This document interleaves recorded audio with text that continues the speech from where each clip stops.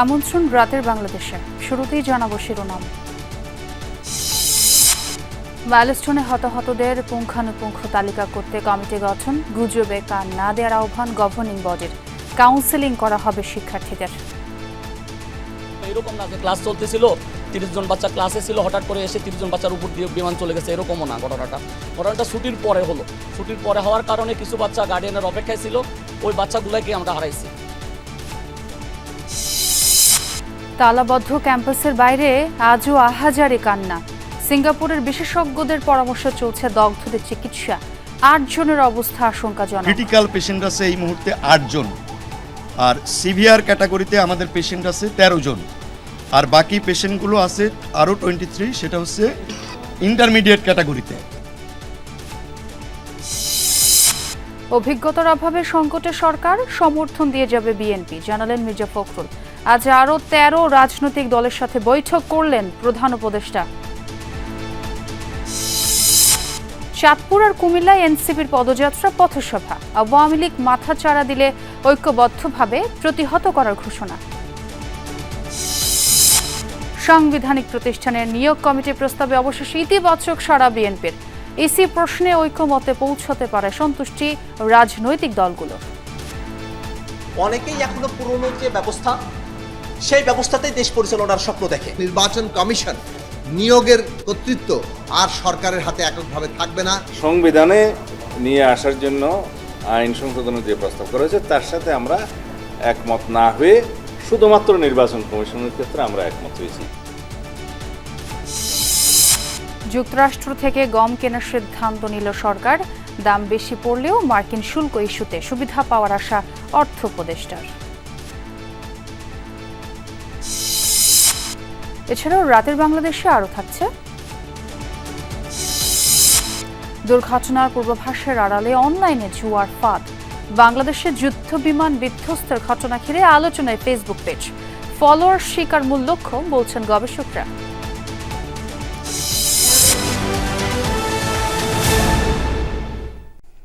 এতক্ষণ শিরোনাম দেখছিলেন, আর আপনাদের সঙ্গে আছি আমি ছোঁয়া খন্দকার।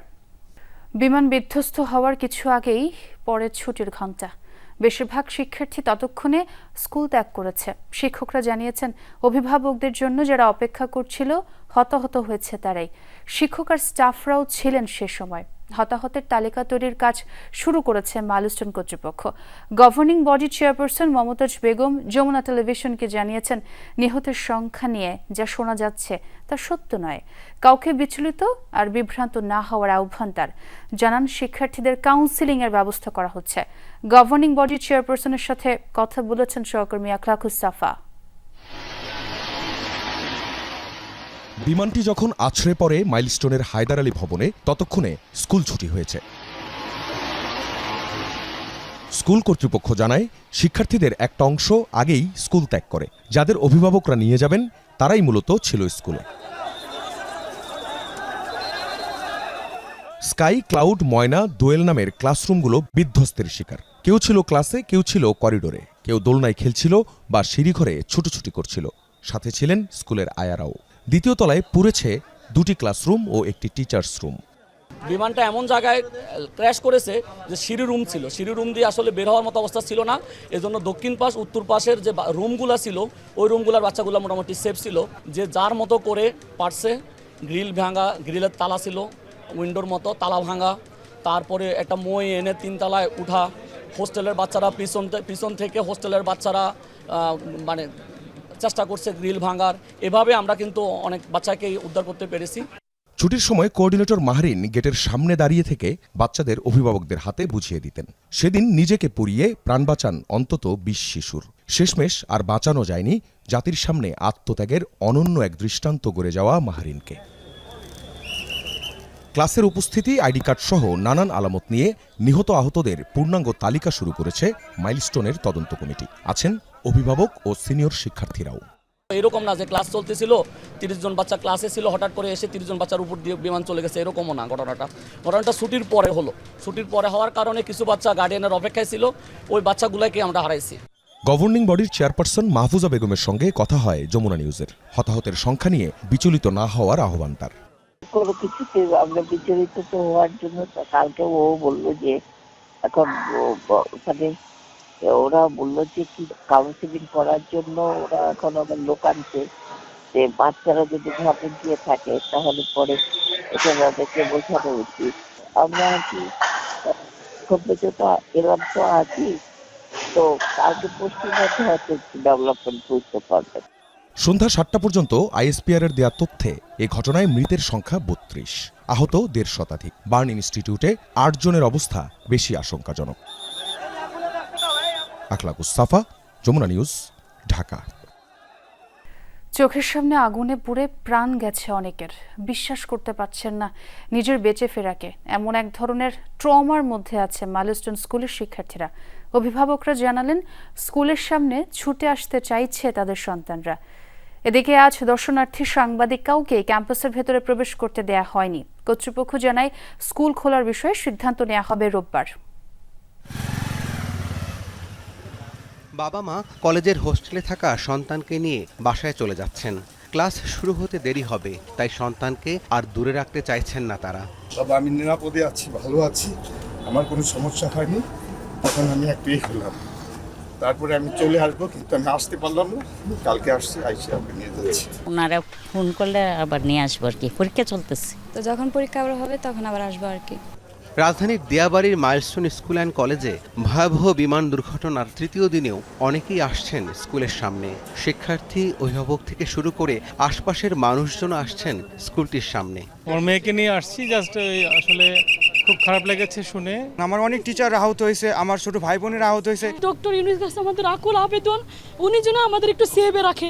তবে বুধবার বন্ধ ছিল মাইলস্টোনের প্রধান ফটক। দর্শনার্থী, সাংবাদিক কাউকেই ভেতরে প্রবেশ করতে দেওয়া হয়নি। স্কুলে মোতায়েন রয়েছে আইন শৃঙ্খলা রক্ষাকারী বাহিনী। চোখের সামনে বিমান দুর্ঘটনায় প্রাণ গেছে সহপাঠী বন্ধুদের। সেসব দৃশ্য এখনো মনে দাগ কেটে আছে। অভিভাবকরা উদ্বিগ্ন সন্তানের স্বাভাবিক শিক্ষা জীবন নিয়ে। ফ্রেন্ডদের এরকমের দেখছে, ছোট ভাই বোনদের এরকমের দেখছে, এগুলি দেখে সে কি করে আবার স্কুলগামী যে আবার হবে, এটা মনে হয় না যে ওরা স্বাভাবিক হতে পারতেছে। অলরেডি বাসার থেকে বলতেছে যে আম্মু আমরা ওই স্কুলে আমি আর যেতে পারবো না। কিয়ামত কয়েকের জীবনে শুনছে যে কিয়ামত ঘটবে মারা যাওয়ার পর। আসলে এটা চোখে দেখার মতন জিনিসটা। এই যে মনে করেন ওপেন প্লেসে যেসব কলেজ ক্যাম্পাসগুলো, বড় পার্মানেন্ট ক্যাম্পাসগুলো আছে, আমার মতে এই ক্যাম্পাসের উপর থেকে সব ধরনের প্লেন, যাত্রীবাহী প্লেন, বিমান প্রশিক্ষণ প্লেন, এই নো ফ্লাইং জোন ঘোষণা করা উচিত আমার মতে। আগামী রোববার পর্যন্ত স্কুলের একাডেমিক কার্যক্রম বন্ধ থাকবে বলে জানায় স্কুল কর্তৃপক্ষ। রাব্বি সিদ্দিকী, যমুনা নিউজ, ঢাকা। মাইলস্টোন স্কুলে বিমান বিধ্বস্তের ঘটনায় দগ্ধদের বেশিরভাগই হাসপাতালে বিছানায় যন্ত্রণায় কাতরাচ্ছেন। অধিকাংশই শিশু। বার্ন ইনস্টিটিউটের চিকিৎসকরা জানিয়েছেন চিকিৎসাধীন ৪৪ জনের মধ্যে ৮ জনের অবস্থা আশঙ্কাজনক। সব মিলিয়ে বিভিন্ন হাসপাতালে ৫৭ জন ভর্তি। সিঙ্গাপুর থেকে আসা চিকিৎসকদের সাথে পরামর্শ করে রোগীদের ৩ ক্যাটাগরিতে ভাগ করে চিকিৎসা সেবা দেয়া হচ্ছে বলে জানিয়েছেন চিকিৎসকরা। এদিকে রাতে ঢাকায় এসে পৌঁছেছে ভারতের চিকিৎসক দল। দিল্লির রাম মনোহর ও সফদরজং হাসপাতালে চিকিৎসকরা আছেন এই বহরে।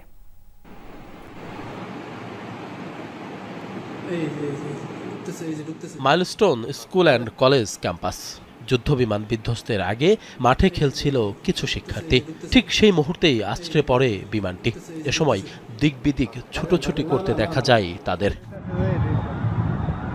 বিমানটি মাইলস্টোন ক্যাম্পাসের হায়দার আলী ভবনের সামনে আছড়ে পড়ার সাথে সাথে বিধ্বস্ত হয়। আগুন ছড়িয়ে পড়ে চারপাশে। দগ্ধ হয় বহু কোমলমতি শিক্ষার্থী, শিক্ষক ও অভিভাবক। ভয়াবহ এই দুর্ঘটনায় যারা গুরুতর দগ্ধ হয়েছে তাদের মধ্যে ৪৪ জন এখনও বার্ন ইনস্টিটিউটের বিছানায় যন্ত্রণায় কাতরাচ্ছেন। চিকিৎসাধীন ৪৪ জনের মধ্যে ৩৭ জনই শিশু শিক্ষার্থী। চিকিৎসকরা জানিয়েছেন ভর্তি রোগীদের মধ্যে ৮ জন অধিক আশঙ্কাজনক অবস্থায় আইসিইউতে চিকিৎসাধীন, ১৩ জন একটু কম আশঙ্কাজনক। বাকি ২৩ জন দ্রুতই বাসায় ফিরতে পারবে বলে মনে করছেন চিকিৎসকরা। আজকের যে ফাইনাল আউটকাম, সেটাতে ক্রিটিক্যাল পেশেন্ট আছে এই মুহূর্তে ৮ জন, আর সিভিয়ার ক্যাটাগরিতে আমাদের পেশেন্ট আছে ১৩ জন, আর বাকি পেশেন্টগুলো আছে আরও 23, সেটা হচ্ছে ইন্টারমিডিয়েট ক্যাটাগরিতে। ক্রিটিক্যাল পেশেন্ট বলতে বোঝানো হয় যে পেশেন্টগুলো সবচেয়ে বেশি ইনজুরি এবং ঝুঁকির মধ্যে আছে। এই পেশেন্টগুলোর ক্ষেত্রে আমরা সবসময় বলে থাকি যে এই পেশেন্টগুলোর সম্পর্কে প্রেডিক্ট করা ভেরি ডিফিকাল্ট। তাদের ভালনারেবিলিটি অনেক বেশি। সংবাদ সম্মেলনে বার্ন ইনস্টিটিউটের পরিচালক জানান, সিঙ্গাপুর থেকে আসা বিশেষজ্ঞ চিকিৎসকের পরামর্শ অনুযায়ী রোগীদের সেবা দেয়া হচ্ছে। তো উনি আমাদের প্রাইমারি পরিকল্পনা নিয়ে উনি যথেষ্ট আমাদের সঙ্গে একমত পোষণ করেছেন। তবে কিছু কিছু জায়গাতে উনি আমাদেরকে যেটা বলেছেন যে ম্যাস ক্যাজুয়ালিটির ওনার একটা অভিজ্ঞতা আছে তাইওয়ানে অনেক শিশুদের ক্ষেত্রে। তো উনি ওইখানে কিছু পরামর্শ আমাদের দিয়েছেন, আমরা ওইগুলোই ফলো করছি। ওইগুলো হয়তো আরেকটু ভালোভাবে আরেকটু ক্যাটাগরি করে আমরা ওইটা ফলো করছি।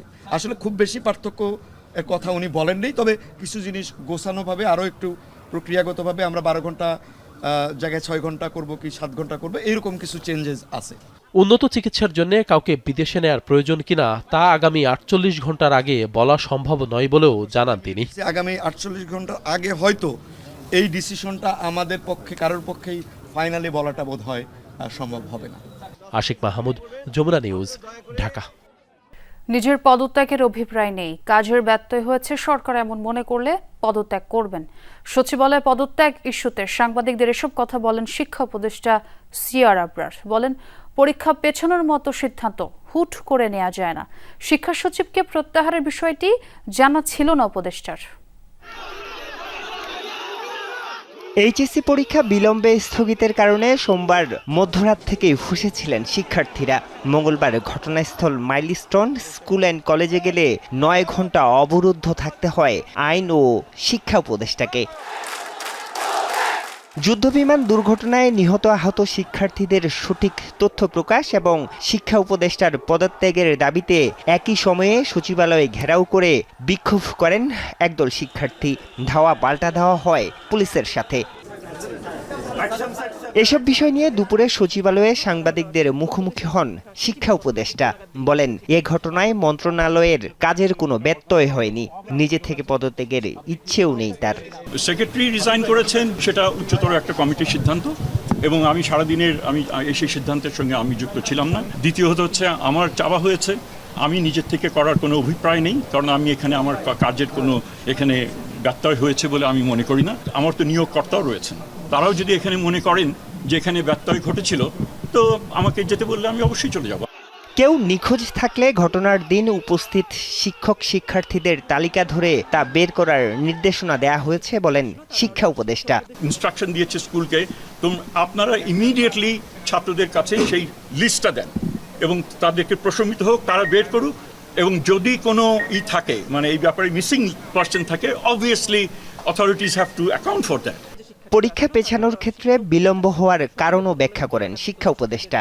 বলেন, একক সিদ্ধান্তে পরীক্ষা পেছানোর সুযোগ নেই। এইটা একটা সিদ্ধান্ত যেটা হুট করে নেওয়া যায় না এবং হুট করে নেওয়ার এখতিয়ারও কারণ নেই এককভাবে। তো সেখানে সেই প্রক্রিয়া যেরকমভাবে পরীক্ষা কন্ডাক্ট করার জন্য একটা রোল ডাউন করতে হয়, আবার পরীক্ষা যদি না হয় সেটা আবার রোল ব্যাক করার কিন্তু একটা বিষয় রয়েছে। পরে জানানো হয়, বিমান দুর্ঘটনার কারণে স্থগিত হওয়া 22 জুলাইয়ের পরীক্ষা অনুষ্ঠিত হবে 17 আগস্ট, আর 24 জুলাইয়ের পরীক্ষা অনুষ্ঠিত হবে 19 আগস্ট। এছাড়া 10 এবং 17 জুলাই স্থগিত হওয়া পরীক্ষার তারিখও ঘোষণা করা হয়। আরিফুর রহমান সবুজ, যমুনা নিউজ, ঢাকা। এনসিপির উপর হামলা কিংবা সচিবালয়ে প্রবেশ করে বিশৃঙ্খল পরিস্থিতি তৈরি, সবই নির্বাচন বানচালের চক্রান্ত বলে মনে করেন বিএনপি মহাসচিব মির্জা ফখরুল ইসলাম আলমগীর। জানান, প্রধান উপদেষ্টার সঙ্গে বৈঠকে অন্তর্বর্তী সরকারকে সহযোগিতার অব্যাহত রাখার কথা পুনর্ব্যক্ত করেছে বিএনপি। সেই সঙ্গে ফেব্রুয়ারিতে প্রতিশ্রুত সময়ে নির্বাচন আয়োজনের ঘোষণা দিয়ে ব্যবস্থা নিতে ডক্টর ইউনূসের প্রতি আহ্বান জানানো হয়েছে। বিএনপি মনে করে, দ্রুত রাজনৈতিক সরকার গঠিত হলে সংকট কমে আসবে। মাইলস্টোন স্কুল অ্যান্ড কলেজে যুদ্ধবিমান বিধ্বস্তের ঘটনা এবং সচিবালয়ে একদল শিক্ষার্থীর প্রবেশকে ঘিরে সৃষ্ট অস্থিতিশীল পরিস্থিতিতে মঙ্গলবার প্রধান উপদেষ্টার ডাকে সাড়া দিয়ে যমুনায় বৈঠক করে বিএনপি সহ 4টি রাজনৈতিক দল। দুপুরে গুলশানে চেয়ারপারসনের কার্যালয়ে গণমাধ্যমের মুখোমুখি হয়ে বিএনপি মহাসচিব বলেন, উদ্ভূত পরিস্থিতি মোকাবেলায় অন্তর্বর্তী সরকারের সবচেয়ে বড় সমস্যা অভিজ্ঞতার অভাব। অনভিজ্ঞ লোকেরাই বেশি আছে, অভিজ্ঞতার অভাব আছে। আর কিছু কিছু মানুষের মধ্যে একটা সমস্যা আছে কি, যে তাদের ইগো কাজ করে, দুর্বলতাটাকে বড় করে না দেখে তাদের যে আপনার সদিচ্ছা, তাদের প্রক্রিয়া, সেটাকে বড় করে দেখা উচিত। রাজনৈতিক সরকার না থাকলে এই সমস্যাগুলো আরও বৃদ্ধি পায়।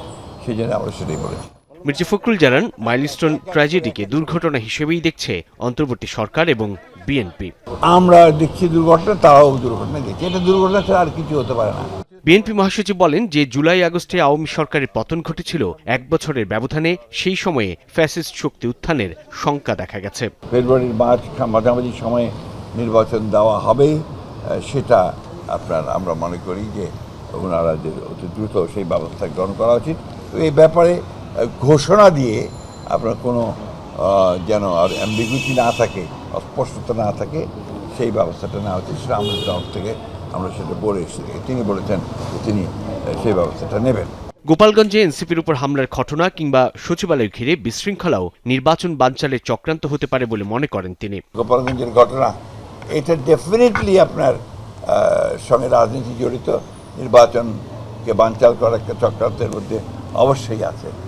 আর আপনার এই যে সেক্রেটারিয়েটে ঢুকে পড়া এবং সেখানে আপনার কয়েকজন আপনার ফ্যাসিস্টদের লোকজনকেও আপনার আটক করা দেখা, বোঝা যাচ্ছে যে তাদের কিছু কিছু সমস্যা তৈরি করার চেষ্টা এখানে আছে।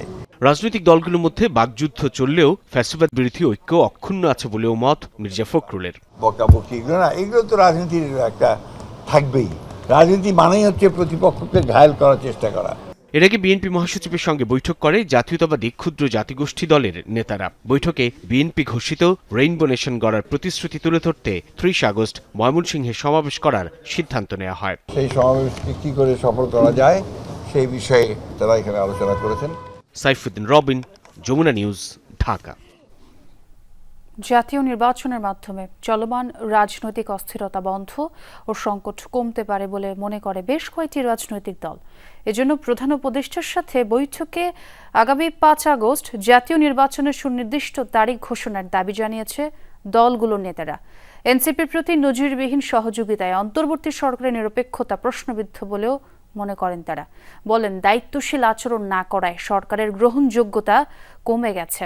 বৈঠকে প্রধান উপদেষ্টা বলেন, মতপার্থক্য থাকলেও ফ্যাসিবাদের বিরুদ্ধে রাজনৈতিক দলের ঐক্যকে আরও দৃশ্যমান করা দরকার।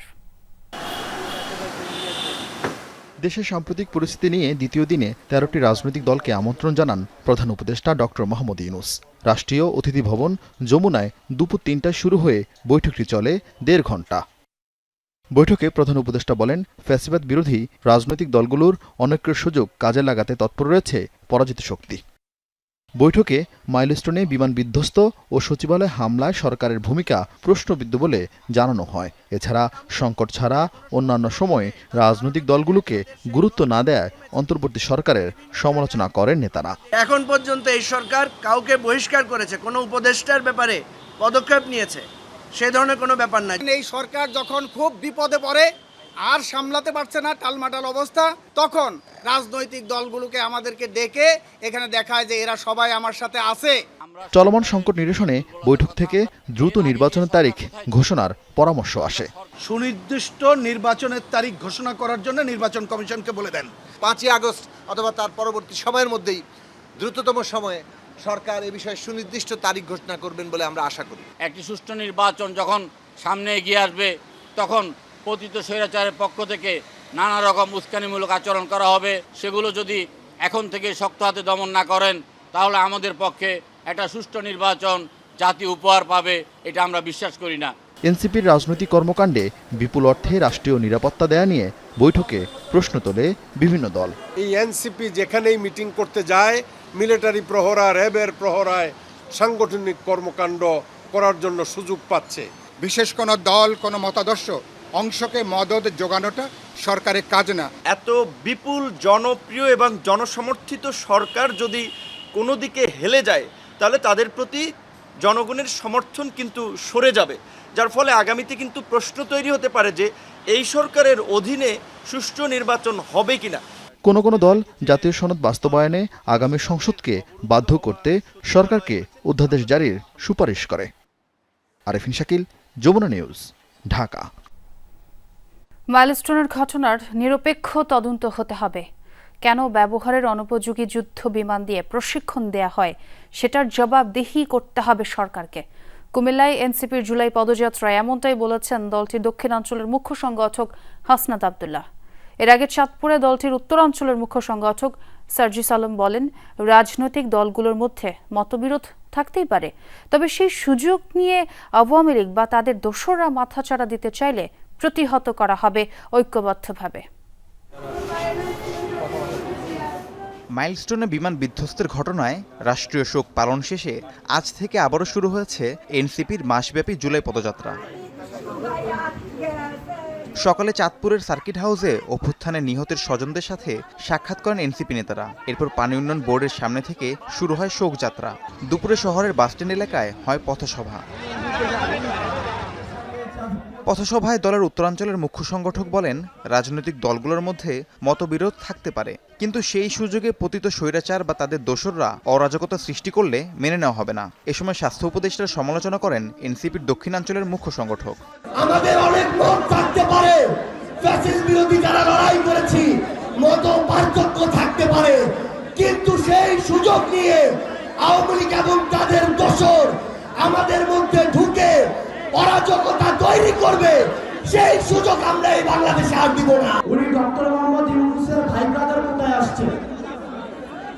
ডক্টর মোহাম্মদ ইউনূসের স্বজনপ্রীতির সবচেয়ে বড় এক্সাম্পল হচ্ছে স্বাস্থ্য উপদেষ্টা। সবসময় বলে আসছি, এই স্বাস্থ্য উপদেষ্টা এটার কোনো প্রয়োজন নাই। এরপর মাইলস্টোনের ঘটনায় নিহত ও আহতদের জন্য দোয়া করা হয়। পরে হাজীগঞ্জে শহীদ আজাদ চত্বর উদ্বোধন শেষে দোয়া ভাঙায় সংক্ষিপ্ত পথসভা করে এনসিপি। পরে গাড়িবহর নিয়ে রওনা করে কুমিল্লার উদ্দেশ্যে। কুমিল্লায় পৌঁছে জুলাই অভ্যুত্থানে নিহতদের পরিবারের সাথে দেখা করেন নেতারা। এরপর টমসম ব্রিজ থেকে বের করা হয় শোকযাত্রা। মাইলস্টোনে যে ঘটনাটি ঘটেছে, যে দুর্ঘটনাটি ঘটেছে, সেটি নিরপেক্ষ তদন্ত হতে হবে। সেটি তদন্ত হতে হবে কেন এই ধ্বজভঙ্গ যুদ্ধ বিমান দিয়ে প্রশিক্ষণ দেওয়া হবে। আমাদের সরকার জবাবদিহি করতে হবে, এই মাইলস্টোনের শিক্ষকদেরকে কেন আবার নির্যাতন করা হয়েছে। সবশেষে টাউন হল মাঠে সমাবেশ করে জাতীয় নাগরিক পার্টি। রাহিম সারোয়ার, যমুনা নিউজ। সাংবিধানিক ও সংবিধিবদ্ধ প্রতিষ্ঠানের নিয়োগ কমিটি প্রস্তাবে বিএনপি শুরু থেকে আপত্তি জানালেও অবশেষে শুধু নির্বাচন কমিশন নিয়োগে আগের অবস্থান থেকে সরে এসেছে দলটি। শুরুতে আইনের মাধ্যমে নির্বাচন কমিশন গঠনের পক্ষে মত দিলেও সংবিধানে অন্তর্ভুক্ত করার পক্ষে মত দিয়েছে বিএনপি। তবে শুধু নির্বাচন কমিশন নয়, অন্য সাংবিধানিক ও সংবিধিবদ্ধ প্রতিষ্ঠানের নিয়োগ সংবিধানে অন্তর্ভুক্ত করার প্রয়োজন বলে জানান জামাত, এনসিপি সহ বেশ কয়েকটি দলের নেতারা। রাজধানীর ফরেন সার্ভিস একাডেমিতে জাতীয় ঐকমত্য কমিশনের দ্বিতীয় দফায় 18তম দিনের বৈঠক অনুষ্ঠিত হয় বুধবার, যেখানে সাংবিধানিক এবং সংবিধিবদ্ধ প্রতিষ্ঠান, নির্বাচন কমিশন, সরকারি কর্ম কমিশন, মহা হিসাব নিরীক্ষক ও নিয়ন্ত্রক, দুর্নীতি দমন কমিশন কিংবা ন্যায়পাল নিয়োগের বিধান কেমন হবে, এই বিষয়গুলো নিয়ে আলোচনা হয়। সিদ্ধান্তের দিকে অগ্রসর হতে পারব।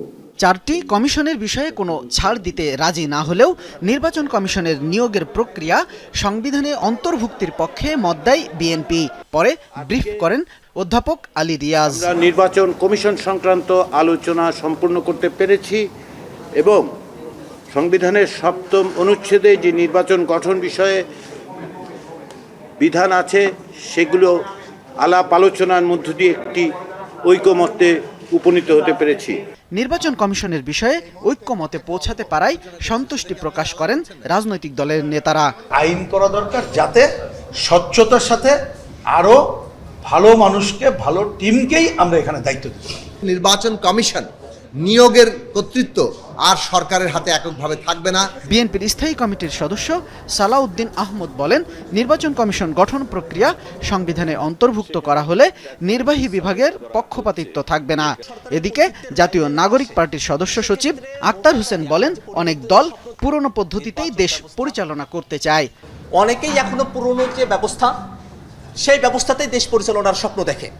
সে জায়গা থেকেই তারা অন্যান্য যে প্রতিষ্ঠানগুলো আছে সেখানে যাতে একটা সমন্বিত, একটা কার্যকর, একটা স্বাধীন, স্বতন্ত্র নিয়োগ কমিটির মধ্য দিয়ে, সিলেকশন কমিটির মধ্য দিয়ে নিয়োগটা সম্পূর্ণ হবে, সেই আলোচনার মধ্যে তারা অগ্রসর হতে চান না। অন্যান্য যে সমস্ত সাংবিধানিক প্রতিষ্ঠান এবং সংবিধিবদ্ধ প্রতিষ্ঠানের ক্ষেত্রে সংবিধানে নিয়ে আসার জন্য আইন সংশোধনের যে প্রস্তাব করা হয়েছে, তার সাথে আমরা একমত না হয়ে শুধুমাত্র নির্বাচন কমিশনের ক্ষেত্রে আমরা একমত হয়েছি। আমরা নির্বাচন কমিশন গঠনের ব্যাপারে সাংবিধানের অন্তর্ভুক্তির ব্যাপারে ঐক্যবদ্ধ হয়েছি এবং ঐকমত্য পোষণ করছি।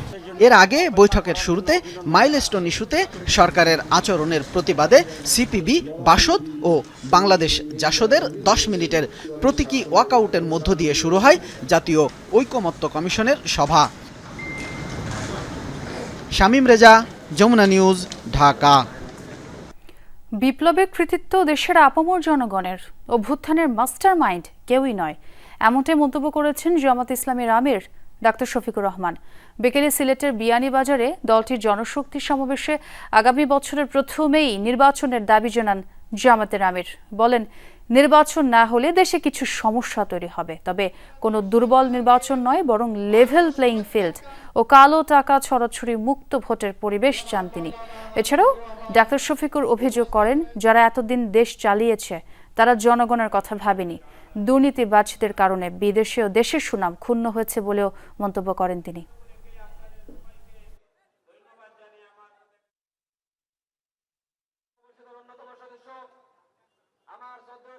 জমিনের কৃতিত্ব হচ্ছে বাংলাদেশের 18 কোটি মানুষের। আমরা এখানে কাউকে কোনো মাস্টার মাইন্ড মানি না এবং নিজেদেরকেও মাস্টার মাইন্ড দাবি করি না। আগামী বছরের প্রথম দিকে ইনশাল্লাহ অনুষ্ঠিত হবে, কিন্তু সেই নির্বাচনটা কেমন চাই? আমাদের স্পষ্ট বক্তব্য, অতীতের বস্তা পচায় ধারায় নতুন কোনো নির্বাচন চাই না এবং এমন কোনো নির্বাচন আমরা মেনেও নেব না। যুক্তরাষ্ট্র থেকে 2,20,000 টন গম আমদানির সিদ্ধান্ত নিয়েছে সরকার, যা যুক্তরাষ্ট্রের আরোপিত শুল্ক কমানোর ক্ষেত্রে দর কষাকষিতে সহায়ক হবে বলে মনে করেন অর্থ উপদেষ্টা ডক্টর সালেউদ্দিন আহমেদ। দুপুরে ক্রয় সংক্রান্ত উপদেষ্টা কমিটির বৈঠক শেষে এই সিদ্ধান্তের কথা জানান তিনি। উপদেষ্টা বলেন, শুল্ক কমাতে যুক্তরাষ্ট্রের সাথে সরকারের পাশাপাশি ব্যবসায়ী পর্যায়েও কথা হচ্ছে। দ্বিতীয় দফায় প্রেসিডেন্ট নির্বাচিত হওয়ার পর বাংলাদেশ সহ বিভিন্ন দেশের উপর পাল্টা শুল্ক আরোপ করে ডোনাল্ড ট্রাম্প। বাংলাদেশি পণ্যের উপর শুল্ক আরোপ করা হয় 37%। প্রায় 3 মাস ধরে আলোচনার পর মাত্র 2% কমিয়ে এই শুল্ক নির্ধারণ করা হয় 35%, যা কার্যকর করার ঘোষণা রয়েছে 1 আগস্ট থেকে। এক্ষেত্রে সময় কম। ক্রয় সংক্রান্ত কমিটির বৈঠক শেষে অর্থ উপদেষ্টা বলেন, শুল্ক কমানো নিয়ে দর কষাকষি এখনো চলছে। এ সপ্তাহে আবারও যুক্তরাষ্ট্রে যাবেন বাণিজ্য উপদেষ্টার নেতৃত্বে একটি দল। উনি নেক্সট 1 তারিখের আগেই যাবেন। Private sector is very important. ওরা পলিটিশিয়ানদের সাথে যোগাযোগ, কিন্তু ওদের ব্যবসার প্রতিষ্ঠান নেই, তাদের সাথে যোগাযোগ। আমি ইউএস চেম্বার যে কমার্সের যে ভাইস, তার সাথে কথা বলছি, সে অলরেডি বলছে আমরা তো কথা বলছি, কারণ আমাদের একটা ভালো ইমপ্রেশন আছে, ইমেজ আছে ব্যবসাদের প্রতি।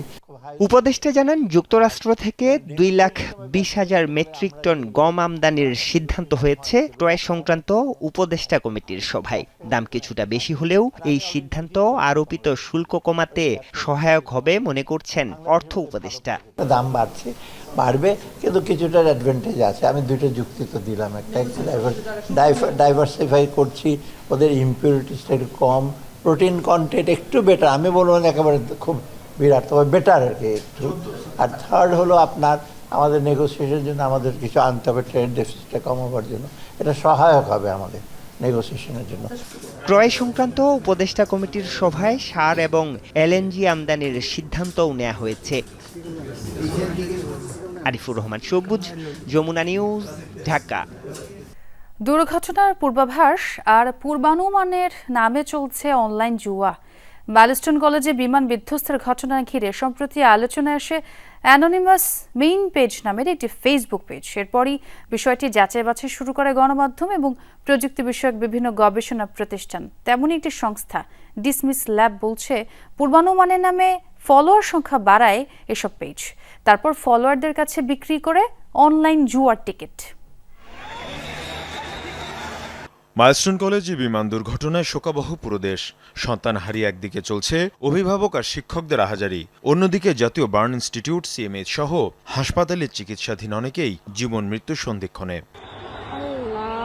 এই শোকাবহ পরিস্থিতির মধ্যেই হঠাৎই আলোচনায় আসে অ্যানোনিমাস মেইন পেজ নামের একটি ফেসবুক পেজ, যাতে মুখোশ পরা অবস্থায় এক ব্যক্তির ছবি দেখা যায়। দুর্ঘটনার মাত্র একদিন আগে পেজটিতে পোস্ট করে জানানো হয় একটি স্কুল ভবন ধসে পড়বে, অনেক শিশু মারা যাবে।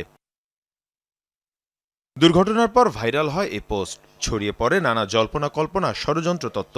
দুর্ঘটনা নাকি পরিকল্পিত হত্যাকাণ্ড এমন প্রশ্ন ওঠে। একই পেজ থেকে বাংলাদেশ নিয়ে প্রচারিত হয় বোমা হামলা সহ আরও কয়েকটি সতর্কতামূলক পোস্ট। ফলোয়ার বেড়ে যায় 1 লাখের বেশি। এরপরই আলোচিত পেজটির পোস্টের তথ্য যাচাই বাছাই শুরু করেন ফ্যাক্ট চেকার এবং গণমাধ্যম প্রযুক্তি বিষয়ক বিভিন্ন গবেষণা প্রতিষ্ঠান। জানা যায় নাইজেরিয়া থেকে পরিচালিত হচ্ছে পেজটি। একটি সংঘবদ্ধ প্রতারক চক্র নিয়মিত ভুয়া তথ্য, ষড়যন্ত্র তত্ত্ব এবং ভিত্তিহীন অনুমান ছড়িয়ে নতুন ফলোয়ার টানার চেষ্টা করে। এদের মূল উদ্দেশ্যই হচ্ছে আপনাকে বেটিংয়ে ইনভেস্ট করানো। আপনি যখন বিশ্বাস করবেন যে এদের অন্যান্য প্রেডিকশন তো মিলছে, তাহলে ওদের কথা মতো ইনভেস্ট যদি আমি করি তাহলে ফিক্সড ম্যাচের ফলাফলও নিশ্চয়ই মিলবে। সো এটা বিশ্বাস করে আপনি যদি ইনভেস্ট করেন তাহলে আপনি নিজেই ফাঁদে পড়বেন। অ্যানোনিমাস মেইন পেজ ছাড়াও এমন 25টি ফেসবুক পেজ পাওয়া যায় যেখানে বাংলাদেশের বিমান দুর্ঘটনা নিয়ে একই ধরনের পোস্ট করা হয়। গবেষকরা বলছেন এগুলো মূলত অনলাইন জুয়া প্রতিষ্ঠান। তারা প্রতিনিয়ত এই ধরনের পোস্ট দেয় যে আগামী সপ্তাহে একটি বড় বিমান দুর্ঘটনা ঘটবে বা আগামী সপ্তাহে একটি বড় কোনো আগুন লাগার ঘটনা ঘটবে, কিন্তু কোথায় ঘটবে, কিভাবে ঘটবে, এইসব কিন্তু সুনির্দিষ্টভাবে কখনোই তারা বলে না। এখন বিশ্বের যে কোনো এক প্রান্তে কিন্তু দেখা যাবে আগামী 1 মাসের মধ্যে এই ধরনের ঘটনা ঘটতেই পারে। প্রতারণার সাথে জড়িত এসব অধিকাংশ পেজই তৈরি হয়েছে 2022 থেকে 2025 সালের মধ্যে। বেশিরভাগ পেজের অ্যাডমিন লোকেশন নাইজেরিয়া, আবার কিছু ক্ষেত্রে যুক্তরাষ্ট্র, কানাডা, যুক্তরাজ্য বা অস্ট্রেলিয়ার ঠিকানাও দেখানো হয়েছে এসব পেজে। মীর মুশফিকা হাসান, যমুনা নিউজ। কক্সবাজারে অবৈধভাবে বসবাসরত মিয়ানমারের 71 জন নাগরিককে নিজ দেশে ফেরত পাঠিয়েছে বর্ডার গার্ড বাংলাদেশ বিজিবি। মঙ্গল ও বুধবার কক্সবাজার সীমান্ত দিয়ে 34 বিজিবির ব্যাটালিয়ন তাদেরকে মিয়ানমারে পাঠিয়েছে। বিজিবি জানায় 34 বিজিবির আওতাধীন 22 ফাঁড়ি ও তুমব্রু সীমান্ত এলাকা, এখানে 1 থেকে 2 বছর ধরে 20টি পরিবার বসবাস করছিল। এরা মিয়ানমারের তংচঙ্গা ও অন্যান্য উপজাতি সম্প্রদায়ের মানুষ। বাংলাদেশের ভেতরে স্থানীয় উপজাতি সম্প্রদায়ের সাথে মিশে যায় এরা। এছাড়াও এই সীমান্ত এলাকায় আর কোনো অবৈধভাবে বসবাসরত মিয়ানমারের নাগরিক নেই বলে দাবি করে বিজিবি। সীমান্তে অনুপ্রবেশ, মাদক ও চোরাচালান রোধে এমন অভিযান নিয়মিত চলবে বলে জানায় বিজিবি। নানা নাটকীয়তার পর অবশেষে এশিয়ান ক্রিকেট কাউন্সিলের বার্ষিক সাধারণ সভায় যোগ দিচ্ছে ভারত। ভার্চুয়ালি এই সভায় যোগ দেওয়ার বিষয়টি বিসিবিকে নিশ্চিত করেছে বিসিসিআই। পাশাপাশি সভায় যোগ দিতে ঢাকায় আসছেন আফগানিস্তানের প্রতিনিধিও। এদিকে এসএসসির সভায় অংশ নিতে এরই মধ্যে ঢাকায় এসেছেন পাকিস্তান ক্রিকেট বোর্ড ও এসএসসির সভাপতি মহসিন নকভি। পিসিবি প্রেসিডেন্টকে ফুল দিয়ে বিমানবন্দরে বরণ করে নেন বিসিবি সভাপতি আমিনুল ইসলাম বুলবুল। পরবর্তীতে বেশ কয়েকটি মিটিং করেন নকভি। দেখা করেন ক্রীড়া উপদেষ্টার সাথেও। ঢাকায় অনুষ্ঠিত হওয়া এই এজিএম নিয়ে ঘোর আপত্তি ছিল বিসিসিআই-এর। ভেন্যু অন্য কোথাও সরানোর কথাও বলে ভারতীয় ক্রিকেটের নিয়ন্ত্রক সংস্থা এসিসি সভাপতি সেই দাবি কানে না তুলে এজিএমে অংশ না নেওয়ার কথাও বলে তারা। তবে এবার সুর পাল্টে ভার্চুয়ালি থাকার সিদ্ধান্ত নিয়েছে বিসিসিআই। সবকিছু ঠিক থাকলে রাজধানীর একটি অভিজাত হোটেলে বৃহস্পতিবার অনুষ্ঠিত হবে এজিএম। ইউক্রেনে একটি মিরেজ 2000 ফাইটার জেট বিধ্বস্ত হয়েছে মঙ্গলবার। তথ্য জানায় দেশটির সামরিক বাহিনী। ইউক্রেনের উত্তর পশ্চিম অঞ্চলের ভলিন অঞ্চলে এই দুর্ঘটনা ঘটে। ইউক্রেনের সামরিক বাহিনীর বিবৃতিতে জানানো হয় যান্ত্রিক ত্রুটির কারণেই নিয়ন্ত্রণ হারায় বিমানটি। তবে সফলভাবে বিমান থেকে প্যারাশুট নিয়ে মাটিতে অবতরণ করেন বিমানটির পাইলট। দুর্ঘটনাস্থলেও কোনো হতাহতের ঘটনা হয়নি। এবছরের শুরুতে ফ্রান্স থেকে মিরেজ 2000 ফাইটার জেট পায় ইউক্রেন। তারপর থেকে এটি প্রথম এই মডেলের যুদ্ধ বিমান ধ্বংসের ঘটনা ঘটল দেশটিতে।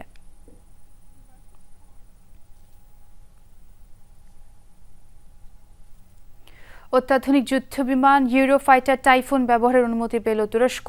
বুধবার এ বিষয়ে যুক্তরাজ্যের সাথে একটি চুক্তি সই হয়েছে দেশটির। ইস্তাম্বুলে দুই দেশের প্রতিরক্ষা মন্ত্রী সই করেন চুক্তিতে। এর আগে তুরস্কের কাছে 40টি ইউরোফাইটার টাইফুন জেট বিক্রির অনুমোদন দিয়েছে জার্মানি। 2023 সাল থেকেই অত্যাধুনিক এই যুদ্ধবিমান কেনার তৎপরতা চালাচ্ছে আঙ্কারা। নিজেদের আকাশ প্রতিরক্ষা ব্যবস্থা ঢেলে সাজাতে যুক্তরাষ্ট্রের F-16 কেনার চেষ্টাও চালাচ্ছে এরদোগান প্রশাসন।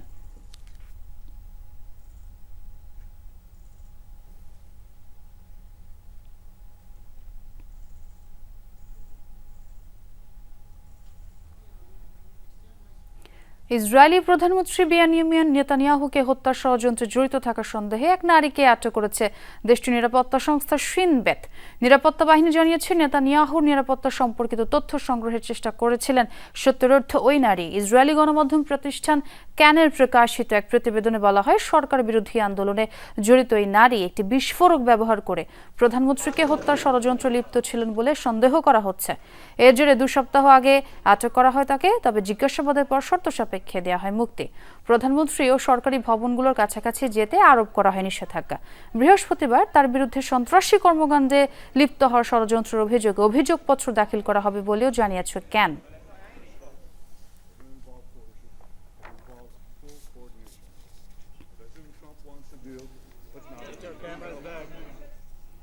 আর দর্শক, এই ছিল রাতের বাংলাদেশে। এতক্ষণ যারা সঙ্গে ছিলেন সবাইকে ধন্যবাদ।